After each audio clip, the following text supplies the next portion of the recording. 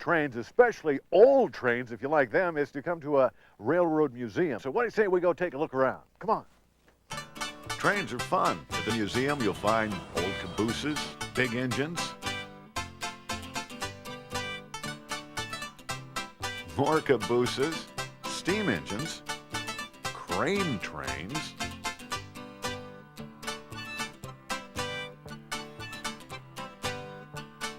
still more cabooses, and more steam engines too.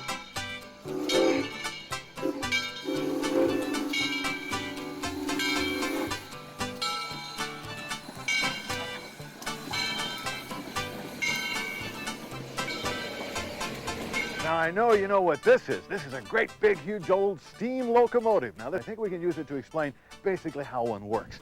First, this car back here is called the tender. This is where they haul the water and the fuel. And the fuel can be either wood or maybe oil or coal.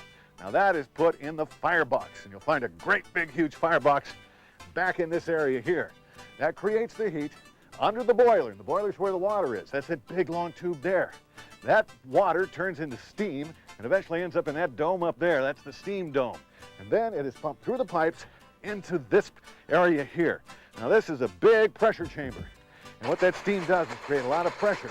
It drives the big levers, boom, boom, boom, boom, boom, that turns the wheels that makes the train go. It wasn't all that long ago that the steam engines ruled the rails.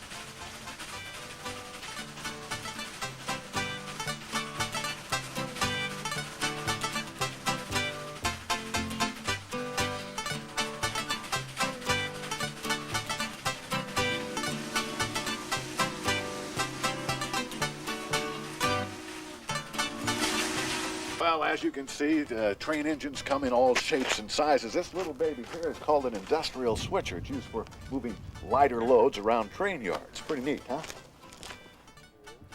Well, you probably noticed that the appearance of freight trains hasn't really changed that much over the years, except for one thing.